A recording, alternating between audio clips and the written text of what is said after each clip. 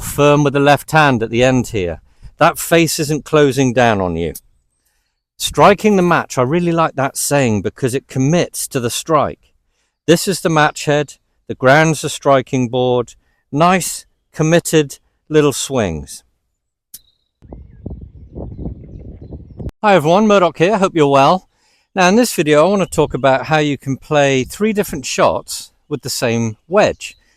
Now this is the gap wedge I'm talking about, so 52 degrees, and how you can play 3 different shots, 3 different pin locations, with the club being a square face, turned in, as in closed slightly, or open, and how you'd stand and how you'd commit to these different shots.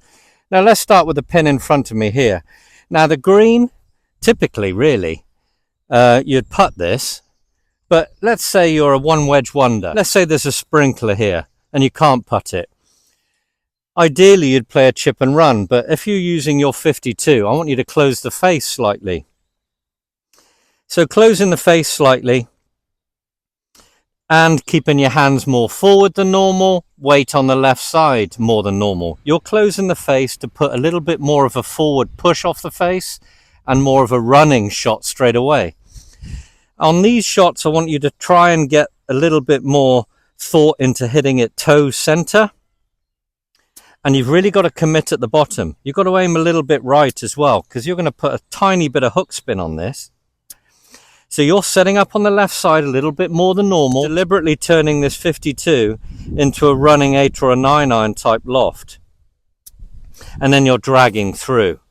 So that way it's going to run right away when it hits the green, up any little upslope you have towards the pin. Let's give it a go. Weight on the left side, close the face, aiming a little right, commit. There we go. Running like an 8-iron would. Now let's say you've got a pin position again that's just a little bit closer to you than that last one. You're going to have a standard face on this. Feet slightly open again, hands only slightly ahead of the club face, and I want you just to think purely of striking the match. That way you get a little bit of spin on it, a little bit of control when it lands. Think slightly across it, and at the end of the swing you're firm with the left hand at the end here. That face isn't closing down on you. Striking the match, I really like that saying because it commits to the strike. This is the match head, the ground's the striking board. Nice, committed little swings.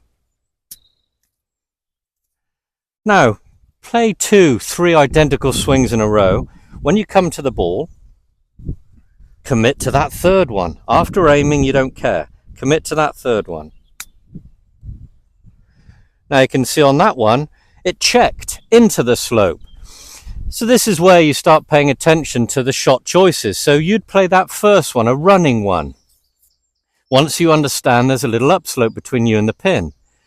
Now let's say you want to play the same club but opening the face. Let's get some height, maximum height on it. Let's see how this reacts.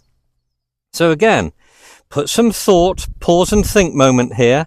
We don't want our hands to be too far ahead of the ball at impact. We want maximum loft, remember. So we're opening that face, that club face at address. We're standing much the same, favouring the left side. We want that ball turf hit, that nip. But if you imagine the club face and the hands and the ball is the finishing line, it's a dead tie. It's a tie between the hands and the club face. We want maximum height. We still want to commit to the strike. We still want to strike the match. So just pause and think a moment. You're setting up a little bit more open. We're going to draw across the ball, a little bit more out to in. So we've got to think toe strike now, toe center. So the hands are more level, face is open. I'm allowing for that a little bit by aiming further left. Hands are kind of only slightly ahead, but I'm still favouring the left side with my weight. Up and across. Commit to that strike. Face will stay open. And we're going to try and toe strike it little. I've pictured my third swing there and I'm going to copy it. Aim and forget about it, commit.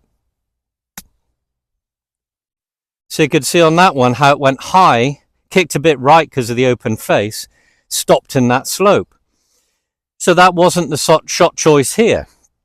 But can you see how the same club produced 3 different flights for 3 different situations? Hope this helps. Thumbs up if you enjoyed it.